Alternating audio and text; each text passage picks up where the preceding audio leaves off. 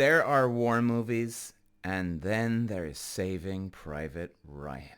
Ladies and gentlemen, film so raw, so visceral, so unfiltered in its description of war that even real war veterans, men who actually stormed beaches with machine gun pointing at them and trying to take them down, said they could smell diesel in the theater when they saw this movie. This is a true story.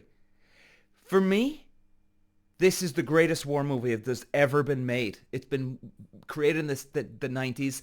Nothing to this day has ever come close, I honestly don't think, because it was so groundbreaking. The direction from Spielberg was so raw, so hardcore, that nothing. Spielberg reinvented the wheel, man. I get emotional talking about this movie. I really do. It is, for me, the greatest of all time. It's by a million miles. And by the way, there's some fantastic war movies out there. Don't get me wrong. But I still think this is still a million miles ahead. And that's why, without a doubt in my mind, I believe Saving Private Ryan is the greatest of all time. No war other movie has even remotely come close. And I'm going to tell you exactly why. Peter. Wow. Now, the problem with war movies before Saving Private Ryan, they were too clean, too scripted, too Hollywood, right? Yeah, I mean, there's classics. Don't get me wrong. Platoon, amazing. Apocalypse Now, amazing. The Longest Day, amazing. Full Metal Jacket, amazing. And they still are. They're amazing. But this is like from Earth to the moon, and then from the moon to Mars, how good Saving Private Ryan is, I honestly think. You know? And hey, look, man, you know, if you feel different, well, then that's okay. But even Platoon, which was based on Oliver Stone's own experience in Vietnam, still had the cinematic detachment. I mean, it shows the horror wars, but it still followed a structure format. And then Spielberg came along and changed everything. And don't get me wrong, lads, because I'm a huge Oliver Stone fan, and I'm a huge Platoon fan, and it genuinely, this kills me to say that even though Oliver Stone was a Vietnam vet, he lived it, he breathed it, and he still did an amazing movie. I still think Private Ryan is streaks ahead, and it actually kills me saying that. And when Saving Private Ryan hit cinemas in 1998, it wasn't just a war movie, it was a revolution. Spielberg wasn't interested in making something that simply looked like a war film, lads. He wanted to make you feel it. And he did something unheard of at the time. He threw every Hollywood convention out the goddamn window. And no clean cinematography. He used handheld, shaky cameras. I mean, what a risky move, especially because no one's ever done that, really. And he puts you right into the chaos. And no glorified action sequences. We got screaming, panic, blood-soaked water that turned Normandy into a slaughterhouse. We no triumphant music. We heard the deafening sounds of gunfire, men crying out for their mothers. I mean, Jesus. And the eerie silence of death. Spielberg stripped away the romanticism of war. He left us only the horror, the brutality, and the sheer gut-wrenching reality of it. And it all starts with that opening scene. D-Day. Jesus Christ. June 6th, 1944. This film doesn't ease you, lads, if you haven't seen this. There's no dramatic build-up. There's no exposition. Just a shaky camera, soldiers praying, throwing up, gripping their rifles, and then pure and utter chaos. The landing ramp drops, and within seconds it's absolute hell. Bullets tear through flesh before men make it even out of the boats. Blood paints the ocean red. Limbs are blown off. Soldiers scream for medics who are gunned down. And the camera never cuts away.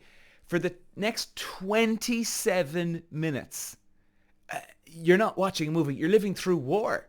And I honestly think, I genuinely think, I'm getting going again emotionally, boys. I honestly think This is the greatest s- sequence of a movie that's ever been made.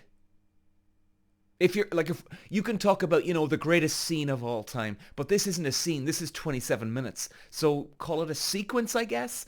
This is the greatest sequence that has ever been made.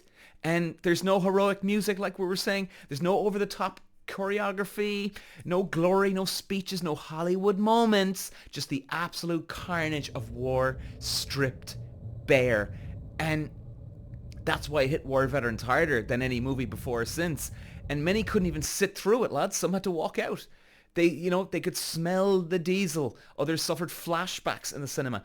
That's how authentic, how unfiltered, how painfully real this film is. And you know what? If you think I'm lying, okay. I've read, or I've seen documentaries on this, that men had to walk out of cinemas because they couldn't handle this, right? Now, let's say they're lying. And it's all just, oh yeah, hype, hype, hype. Okay. Now, I wasn't a war veteran, but I was a white racing driver.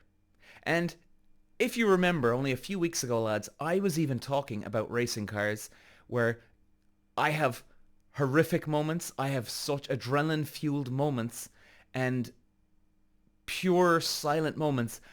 Even sitting here in this desk right now, I can still smell the petrol from the racing car. By the way, right here, right now, if I close my eyes, I can still smell the cockpit. I can still smell the petrol in the car. I can still feel the heat from the car. Now, if I can feel that, what the hell did these guys go through? But Saving Private Ryan isn't just about realism as such. It's about humanity. And at its core, it's not just a war movie. It's a story about sacrifice. And we all know it's a true story. World War II and the Allied invaded Western Europe. And, Tom Hanks, just brilliant. His squad are sent on a suicide mission to save one man. This isn't giving away the movie, by the way, lads. And he's called Private James Ryan. And it's a mission that makes no sense in many ways. A mission that shouldn't matter in the grand scheme of war. That's what I'm trying to say. But a mission that ultimately reminds us why men fight in the first place. They're fighting for each other. And the film just doesn't show us war. It shows us the moral dilemmas, the gut-wrenching choices, and the weight of human life in war. And it forces us, I think, in many ways to ask the questions, is one life worth risking 8? What does heroism truly mean? At what point does duty override morality?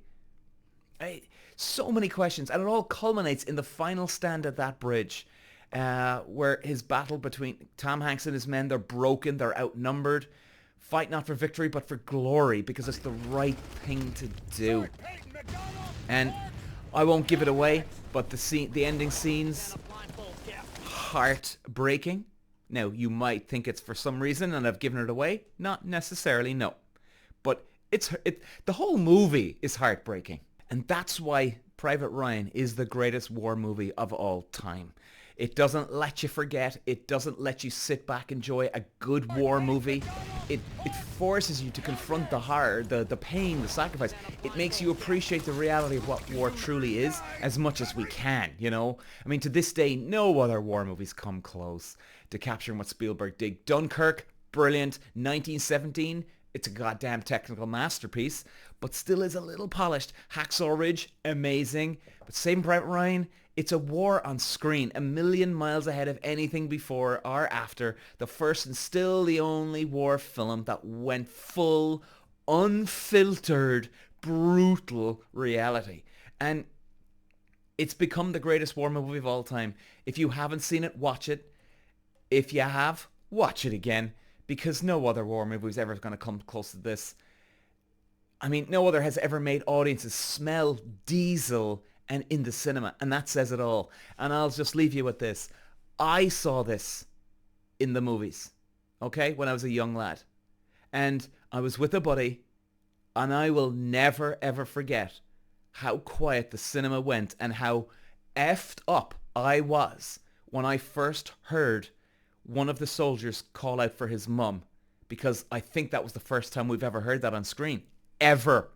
I could be wrong, but not as intense as this. I was screwed up beyond all epic proportions after this. Mr. Spielberg, you created a goddamn masterpiece. Peter. Wow.